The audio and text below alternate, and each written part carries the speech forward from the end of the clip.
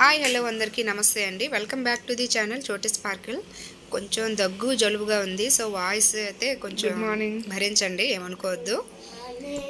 ఈరోజు Sunday vlog అయితే మీకు చూపిద్దాం అన్నట్టుగా షూట్ చేస్తున్నాను. సండే రోజు నేను 6కి లేచాను. అదే టైంకి షాత్విన్ కూడా లేపానండి. అంటే సండే అంటే కొంచెం లేట్గా లేపుతాం కదా వాళ్ళని. బట్ ఈరోజు ఎందుకు వేరంగా లేపానంటే సండే తనకి డ్యాన్స్ క్లాస్ ఇంకా స్టార్ట్ చేద్దాము అని, ఆ రోజు నుంచి స్టార్ట్ చేద్దామని లేపాను. బట్ లేచి తను బ్రష్ చేసి స్నానం చేసినాక మెసేజ్ ఏంటంటే ఈరోజు డ్యాన్స్ క్లాస్ లేదు అని చెప్పారు.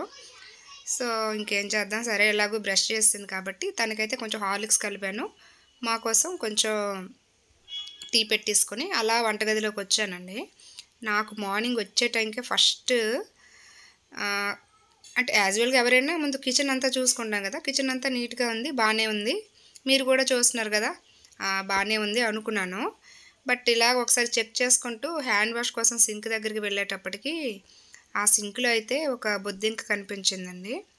ఇంకా దాన్ని చూస్తే నాకు ఏదోలా అయిపోయింది. అంటే కిచెన్ నీట్గా ఉంటుంది, బొద్దింకలు అంత వేరంగా రావులే అనుకున్నాను. బట్ దానికి మా ఇంటి అడ్రస్ 1 ఇయర్కే తెలిసిపోయినట్టు ఉందండి. ఇంకా అది ఒక్కటే రాదు కదా, ఇంకా దాని ఫ్యామిలీని రిలేటివ్స్ని అందరినీ తీసుకొస్తుంది కాబట్టి ఇంకా ఈరోజైతే కిచెన్ క్లీన్ చేసేసి ఈ బొద్దింక ఇంకా ఎక్కడైనా ఉన్నాయేమో చూద్దామని ఇలా మొత్తం క్లీన్ చేద్దాం అనుకున్నాను. ఇంచుమించుగా అంటే పైన కొంచెం కబ్బోర్డ్స్ నాకు అందే వరకు పైన తుడిచాను. ఇలా డస్ట్ అయితే వచ్చింది కానీ అందులో నాకు పెద్దగా బొద్దింకలు ఏమి కనిపించలేదు. ఇదే మాట మా మాస్టర్తో చెప్తే, అదే మా వారితో చెప్తే, అలా కాదు లోపల ఎక్కడో ఒకటి ఉన్నా సరే దాని బ్రీడ్ ఇంకా ఉండిపోయి ఇంకా అది డెవలప్ అయిపోతాయి కాబట్టి ఈరోజైతే కిచెన్ క్లీన్ చేద్దాము అన్నారు. అయ్యే బాబోయ్, ఈ సండే ఈ బొద్దింకలతో బుక్ అయిపోయాను అనుకున్నాను. బట్ ఇంకా చేసేది లేదు. అవి ఎక్కువ అయిపోయాయి అంటే ఇంకా మనం డీప్ క్లీన్ చేసినా సరే ఇంకా ఎంతో కొంత శేషం ఉండిపోతుంది. సో కొంచెంగా ఉన్నాయి కాబట్టి ఇప్పుడే చేద్దామని నేనైతే ఇంకా అన్ని కబోర్డ్స్ ఈరోజు క్లీన్ చేద్దామని పని అయితే పెట్టుకున్నానండి. యాక్చువల్గా నేను సంక్రాంతికే క్లీన్ చేశాను. అంటే మరీ అంత డీప్గా కాదు, నార్మల్గా అటెండెన్స్ అన్నీ తీసేసి నీట్గా క్లీన్ చేశాను. బట్ ఏంటనండి బొద్దింక అయితే వచ్చింది. సో ఇలా బయటకు వచ్చాను. చూసేటప్పటికి ఆల్రెడీ పెరట వర్క్ అవుతుంది కదా, హౌస్ వర్క్. వాళ్ళు ఆల్రెడీ పని స్టార్ట్ చేశారు. వీళ్ళకి సండే లేదు, మండే లేదు కదా, మనకే ఎందుకు ఈ బద్ధకం అని ఇంకా నన్ను నేనే మోటివేట్ చేసుకుంటూ ఇంకా పనిలోకి అయితే ఎంటర్ అయ్యాను. మా వారికి టీ ఇచ్చేసాను. నెక్స్ట్ నేను కూడా కొంచెం టీ సిప్ చేసేసి ఇంకా పని స్టార్ట్ చేద్దాం అనుకున్నాను. షాత్వి కూడా స్నానం బ్రేక్ఫాస్ట్ అంతా అయిపోయింది కాబట్టి తన హెల్ప్ కూడా తీసుకుందాం అనేసి తనని కూడా పిలిచాను అనమాట. ఇలాంటి పనులు చేయడం అంటే షాత్వికి చాలా ఇంట్రెస్ట్, చాలా ఇష్టము. మీరు కూడా మీ పిల్లల్ని అంటే ఊరికే ఎక్కువ ఆడి అలసిపోకండి, లేకపోతే కొట్టుకోకండి అనేలా కాకుండా ఏవైనా మీకు అవసరం ఉండే పనుల్లో వాడుకోండి. వాళ్ళకు కూడా రొటీన్ వర్క్ కాకుండా కొంచెం డీవియేట్ అయ్యే వర్క్ కాబట్టి వాళ్ళు కూడా చాలా ఇంట్రెస్ట్గా చేస్తారు. మనకు కూడా కొంచెం హెల్ప్ అవుతుంది కదా. సో నేనైతే షాత్వితో ముందు ఈ పాత్రలన్నీ కూడా అటు సైడ్ పెట్టేసారా, నీకు అందే వరకు ఎక్కడెక్కడ ఏవైతే ఉన్నాయో అటెన్సిల్స్ అవి తీసి అమ్మ అని చెప్పాను. తను చెప్తాను కదా, చాలా ఇంట్రెస్ట్గా చేస్తానండి పనులు. సో తనతో అవన్నీ తీయించేసాను. నేను ఈలోగా కొంచెం టీ తాగేసి ఆ పైన కౌంటర్ అన్నీ కూడా నేనైతే క్లీన్ చేసుకున్నాను అనమాట. అంటే అన్నీ తీసి బయట పెట్టాను. మా వారిని కూడా వాడదామని ఫిక్స్ అయ్యాను, బట్ అప్పుడే పిలవలేదులేండి. ఇలా విక్కర్ బాస్కెట్స్ ముందు తీసేటప్పటికి అంటే మనం ఆనియన్స్ ఇవి వేస్తాం కదా, విక్కర్ బాస్కెట్స్ 2 ఉంటాయి మాకు. వాటి కింద చూడండి ఎంత ఉందో. అంటే ఈ సెల్ఫ్ మనం ఇంతకు ముందు చూసేటప్పుడు చాలా నీట్గా కనిపించింది కదా, బట్ తీస్తే బొద్దింకలు ఎక్కడా లేవు. బట్ చిన్న చిన్న వాటర్ మార్క్స్ లాంటివి ఇలా అయితే ఆల్రెడీ పడి ఉన్నాయి. సో ఇంకెందుకని తీసాను. ఇదిగోండి నేను అనుకున్నట్టే అయ్యింది.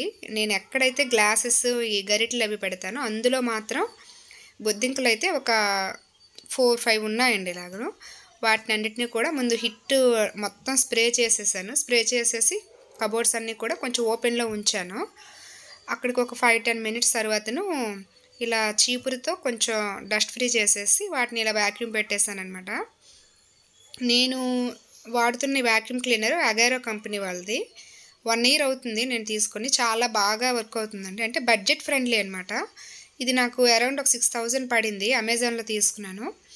పర్లేదు, మనకి 6,000లో మన బడ్జెట్లో ఉంటుంది కాబట్టి బాగానే వర్క్ అవుతుంది. ఇప్పుడు చూసారు కదా, ఇటువంటి స్మాల్ పార్టికల్స్ డస్ట్ ఉంటుంది కదా, అవి మనం చీపురుతో తీసినా రావు. ఒకవేళ మనం ఇలా దాన్ని నెరిపినా సరే అది వెళ్ళి ఇంకో దగ్గర స్టిక్ అయిపోతుంది. సో ఇటువంటి డస్ట్ ఏంటంటే మనం ఇలా వాక్యూమ్ క్లీనర్తో క్లీన్ చేసుకుంటే చాలా నీట్గా అవుతుంది. మనకు కూడా కొంచెం శ్రమ అయితే తగ్గుతుందిలేండి.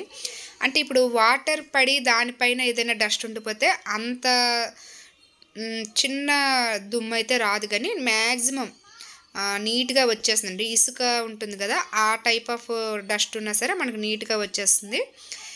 మనకి కూడాను ఆ ఇసుక ఎగరడం అంటే డస్ట్ ఎగరడం అలా సమస్య లేకుండా బాగానే ఉంటుంది. చూసారు కదా, ఇది నేను ఆన్లైన్లో తీసుకున్నాను. ఇంకా నాకు అందే వరకు నేను క్లీన్ చేశాను. ఇంకా టైం కూడా అవుతుంది కాబట్టి మా మేషర్ని అయితే పిలిచాను.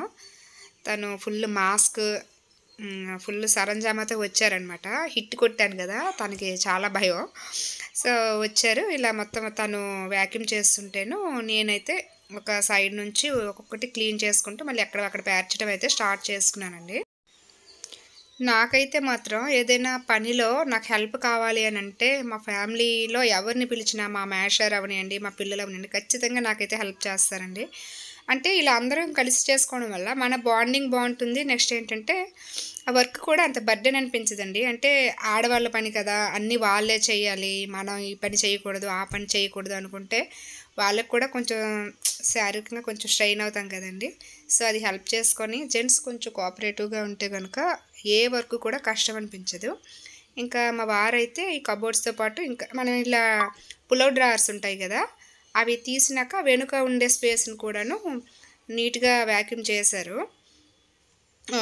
అంటే ఆఫ్టర్ అంతా వ్యాక్యూమ్ చేశాక చూస్తే మట్టుకు బొద్దింకలు కొంచెం డస్ట్ బాగానే వచ్చిందండి. అంటే 1 మంతే అయింది కదా క్లీన్ చేసి, ఇంకంత ఉండదేమో అనుకున్నాము. నెక్స్ట్ ఆల్మోస్ట్ మా డోర్స్ ఎప్పుడు క్లోజ్లోనే ఉంటాయి, బట్ ఇంత డస్ట్ ఎలా అక్యుములేట్ అవుతుందో అర్థం కావట్లేదు. మొత్తానికైతే మా వారి హెల్ప్తో, సాత్వి హెల్ప్తో ఇంచుమించుగా అరౌండ్ ఒక 12 వరకు అయితే నాకు కిచెన్ క్లీనింగ్ ఇంకా ఎక్కడెక్కడ సర్దుకోవడం అయితే అయింది. ఇంకా ఫైనల్గా ఈ సింక్ కింద ఉండే కబోర్డ్స్ కూడాను కొలిన్తో కొంచెం స్ప్రే చేసేసి అదంతా క్లీన్ చేసుకున్నాను. నాకు కిచెన్ అంతా కూడా నాకు కన్వీనియంట్గా ఉంటుంది, కానీ ఈ సింక్ పక్కనే మాకు ద్వారం వచ్చింది కదా, అక్కడ సింక్ పక్కనే వాటర్ అటు స్ప్లిట్ అవ్వకుండా ఏదైనా ఒక సెపరేషన్ లాంటిది పెట్టుంటే బాగుండేదండి. అంటే జనరల్గా ఎవరైనా అక్కడ చిన్న గ్రానైట్తో ఇలా అడ్డుగా ఏదైనా సెపరేషన్ ఉంచుకుంటారు, బట్ మాకు టైం అయిపోయింది. నెక్స్ట్ నేను కిచెన్లో అంటే పాత్రలు ఏవి క్లీన్ చేయను, ఓన్లీ వెజిటేబుల్ వాషింగ్ కోసమే కదా, అంత అవసరం ఉండదు అన్నట్టుగా నేను కూడా కొంచెం నెగ్లెక్ట్ చేశాను. బట్ అది కంపల్సరీ సింక్ పక్కనే మనకి మాత్రం అంటే వాటర్ అటు స్ప్లిట్ అవ్వకుండా సెపరేషన్ అయితే ఉండాలండి. దీనివల్ల ఏంటంటే నాకు ఆ డోర్ పైన చిన్న చిన్న వాటర్ మార్క్స్ పడి మచ్చల్లాగా మరకల్లాగా అయ్యింది. సో ఈ వర్క్ అయితే నేను ఈ సమ్మర్లో చిన్న గ్రానైట్ సెపరేషన్ అనేది చేయిద్దాము అనుకుంటున్నాను. నెక్స్ట్ హోమ్ టూర్లో నాకు 2-3 అడిగారనమాట, ఈ విక్కర్ బాస్కెట్స్ అలా ఫిట్ అయిపోతాయి కదా, అందులో ఏవైనా డస్ట్ ఉంటే మీరు ఎలా క్లీన్ చేస్తారని. విక్కర్ బాస్కెట్స్ కూడా మనం బయటకు తీసేసుకొని నీట్గా వాష్ చేసి మళ్ళీ పెట్టుకోవచ్చండి.